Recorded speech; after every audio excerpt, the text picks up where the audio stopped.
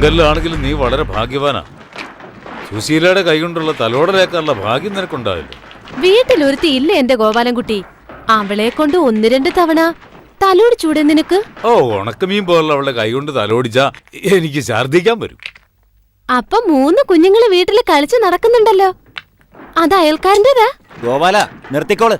സുശീലനോട് കൊഞ്ചാൻ പോയാ നീ വിവരം അറിയും. എല്ലാവരുടെ അടുത്തും കളിക്കുന്ന പോലെ നീ ഓളുടെ അടുത്ത് കളിക്കണ്ട. മുതലാളിയുടെ പിൻബലത്തിലാ അവളുടെ നെകളിപ്പ്. എന്നാ ഈ ഒരു കാര്യം ചെയ്, മുതലാളിയോട് പറഞ്ഞു നീ എന്നെ അങ്ങ് ഏറ്റെടുത്തോ.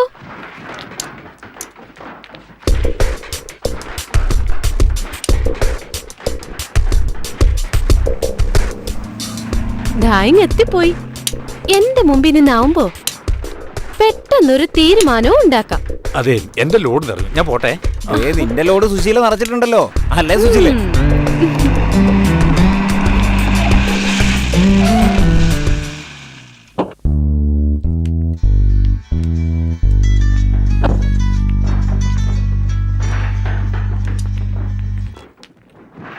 ആ ജോസഫേട്ടാ, പറയ്, എത്ര ലോഡ് വേണമെങ്കിൽ ഞാൻ തരില്ലേ?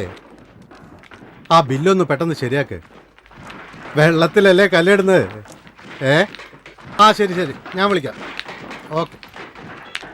എന്താ മുതലാളി ഈ ഇടയായിട്ട് വല്ലാത്തൊരു ഗൗരവം?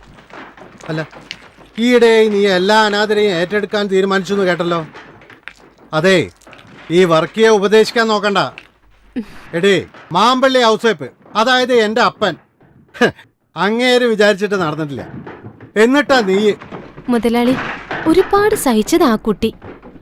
ഇനിയും അതിനെ ഉപദ്രവിച്ച ദൈവം പോലും സഹിക്കില്ല. സമയം കളയാതെ നീ നിന്റെ പണി നോക്ക്, എനിക്ക് വേറെ പണിയുണ്ട്. ഹലോ, ആ ചേട്ടാ, തപ്പ വരാം. ഇതാ പപ്പടേ. ഓ ശരി. എന്താ അത്?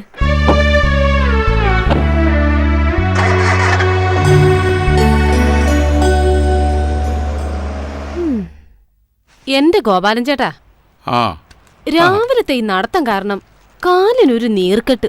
തടി ഇളകാതെ വാസന്തി കാശുണ്ടാക്കുന്നുവെന്നാ നാട്ടുകാരുടെ പരാതി. ഓരോരുത്തന്മാരുടെ പുറകെ 1000 വട്ടം നടന്നാലേ കാശ് കിട്ടത്തുള്ളൂ. അതും ചേച്ചീന്റെ മണം അടിക്കുമ്പോഴത്തേക്കും അവന്മാരങ്ങ് പോവും. പിന്നെ താപ്പി പിടിക്കണം. മണം പിടിക്കാൻ അല്ലേലും നിങ്ങൾ മുടുക്കന്മാരാണല്ലോ. ഗോപാലൻ ചേട്ടാ, ബിസിനസ് ഇപ്പൊ മോശ, പണ്ടത്തെ പോലെയല്ല. ആൾക്കാർക്കൊക്കെ ബാങ്ക് വാരി കൊടുക്കല്ലേ, വാസന്തിയുടെ പലിശയില്ല. എന്തോന്ന് വാസന്തി, ബാങ്ക് എന്ന് പറഞ്ഞാൽ അപേക്ഷിച്ച് കഴിഞ്ഞാൽ തന്നെ ചാവടി യന്ത്രത്തിനല്ലേ പാസ്സാവൂ. എളുപ്പം കിട്ടാൻ വാസന്തി തന്നെ സ്വരണം.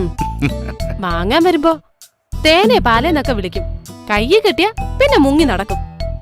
ഇവറ്റകളെ തീറ്റിപ്പോറ്റിയ പിന്നെ മിച്ചമൊന്നും ഉണ്ടാവില്ല. ആ ഗോപാലൻ ചേട്ടാ, നിങ്ങളുടെ സ്വന്തക്കാരിയുടെ. ഓ, ഏത് സ്വന്തക്കാരി? അങ്ങനൊരു സ്വന്തക്കാരി?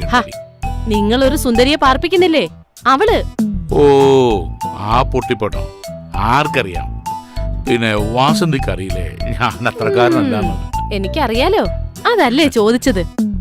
ആ, അവളൊരു കുളിക്കാത്ത പെണ്ണ. നടക്കട്ടെ നടക്കട്ടെ. എന്റെ പൊന്നെ. എന്റെ വർഗിച്ച, നിങ്ങൾക്ക് വട്ടാണോ? അതേടാ, ഇത്തരം കാര്യത്തില് വർക്കിച്ചന് ഇത്തിരി വട്ടാ. എനിക്കതാ മനസ്സിലാവാത്തത്. സുശീലയോട് ഉടക്കാൻ മാത്രം ഈ പീറപ്പെണ്ണത് എന്ത് കണ്ടിട്ടാ വർഗിച്ച? സുശീല ഒന്നാന്തരം, അതില് സംശയമൊന്നും വേണ്ട എനക്ക്. എന്നാ ഓക്ക് അല്പം മൂപ്പ് കൂടുതലാ. എന്നാലും കുളിക്കത്ത് പോലും ഇല്ലാതെ. പൊട്ട, നല്ല 5 സ്റ്റാർ ഹോട്ടലിൽ നിന്ന് കഴിക്കുന്നതിനെക്കാട്ടും നല്ലത് ചിലപ്പോ തട്ടുകടയിൽ നിന്ന് തിന്നുമ്പോഴാ. എടാ, വെള്ളക്കുപ്പായത്തിൽ ഒരു കറ വീണാൽ എങ്ങനെയാ, അതുപോലെയാ മനസ്സിലൊരു ആശ വീണ അത് തീർക്കാതെ പിന്നെ ഈ വർക്കിച്ചന് ഉറക്കം വരില്ല. അതാ ഈ വർക്കിച്ചൻ. നിനക്ക് മനസ്സിലായ?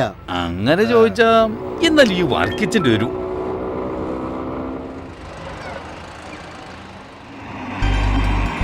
ഇവക്ക് 100 ആയസാ.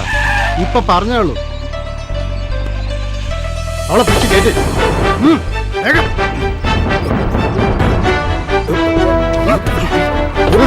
പിടിച്ച് കേട്ട്.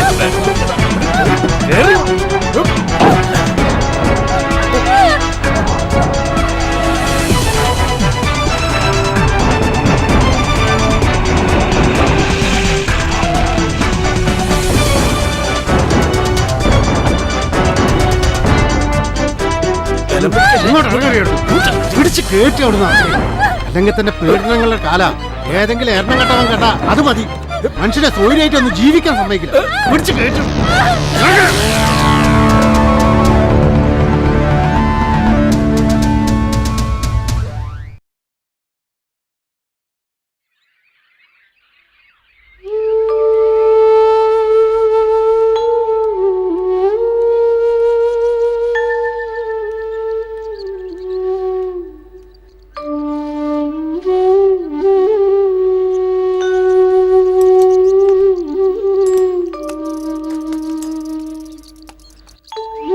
നീ അവിടെ എന്തെടുക്കായിരുന്നു?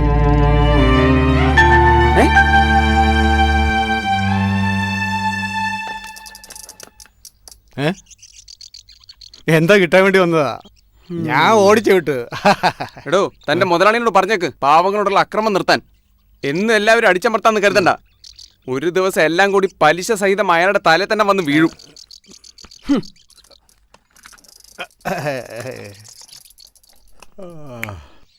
പഴയ സാഹിത്യ സൃഷ്ടികൾ ഇന്നും നിലനിൽക്കുന്നു. പൊറ്റക്കാട്, തകഴി തുടങ്ങിയവർ കാലത്തെ അതിജീവിക്കും. എന്നാൽ ഇന്ന് വളർന്നു വരുന്ന പുത്തൻ എഴുത്തുകാർ അത്തരം ആഴത്തിലുള്ള സൃഷ്ടികളിൽ ഏർപ്പെടാത്തത് എന്തുകൊണ്ടാണ്? ഇന്ന് പെണ്ണെഴുത്ത് ആണെഴുത്ത് എന്നൊക്കെ പറഞ്ഞ് അർഹതയില്ലാത്ത പലരും വാരികകളിൽ നിലവാരമില്ലാത്ത സൃഷ്ടികൾ എഴുതി പിടിപ്പിക്കുന്നു. അത്തരം സൃഷ്ടികൾ ആയുസ് കുറയുന്നു. അബൂക്ക എന്ത് പറയുന്നു? ഏത് വിത്ത് മുളപ്പിക്കാനാവും, എന്നാൽ പാകമായ മൂപ്പത്തിയ വിത്ത് പാകിയാൽ അതിൽ ഫലം പറിക്കാനാവും. ശരിയല്ലേ സ്നേഹരാജേ? ശരിയാണ്. പറഞ്ഞതുപോലെ നല്ല സൃഷ്ടികൾ എന്നും നിലനിൽക്കും. കാലഘട്ടത്തിനനുസരിച്ച് മുളച്ചു പൊന്തുന്നവൻ അതുപോലെ തന്നെ കരിഞ്ഞു പോകും. അതേ ഇപ്പോഴും സംഭവിച്ചിട്ടുള്ളൂ. ആരോ ഒരാൾ പോയല്ലോ. വല്ല കച്ചറയും പെറുക്കാൻ നടക്കുന്നവരായിരിക്കും. ഏയ്, ഇതങ്ങനെയല്ല. ഏതോ നാട്ടിൽ നിന്ന് ഇവിടെ എത്തിപ്പെട്ടതാ. രാത്രിയുടെ മറവിൽ അതിനെ പലരും ശല്യപ്പെടുത്തുന്നു. ശരിക്കു പറഞ്ഞ കാര്യം കഷ്ടമാണ്. വല്ല സാമൂഹ്യ സംഘടനകളിലോ ഏതെങ്കിലും പുനരധിവാസ കേന്ദ്രങ്ങളിലോ കൊണ്ട് ആക്കിക്കൂടെ ആർക്കെങ്കിലും? നീ തന്നെ ഉത്തരവാദിത്തം ഏറ്റെടുക്കണം. അത് നിനക്കും ചെയ്യാവല്ലോ. ഇതാ നമ്മുടെ നാടിൻ്റെ ഒരു ശാപം. ഇതൊന്നും എൻ്റെ കാര്യമില്ലാന്ന മട്ടിൽ സ്വന്തം കാര്യം നോക്കി താൻ നടക്കും. സഹജീവികളോട് മനുഷ്യസഹജമായ അടുപ്പവും സൗഹാർദ്ദവും കാട്ടിയാൽ അത് സമൂഹത്തിന്റെ കൂട്ടായ്മയായി വരും. നാടും പുരോഗമിക്കും. അവൾ അങ്ങോട്ട് പോട്ടെ, നമുക്കിത്തിരി കളിക്കാം. നമ്മുടെ കളി നടക്കട്ടെ. ഇല്ല, എനിക്ക് മാങ്കാവിലൊരു മീറ്റിംഗ് ഉണ്ട്, പോയേ മതിയാവും. എനിക്കും പോയിട്ട് പണിയുണ്ട്. നിങ്ങളെ ഞാൻ ഡ്രോപ്പ് ചെയ്യാം. എന്നാ ശരി. എന്നാ ശരി. ആ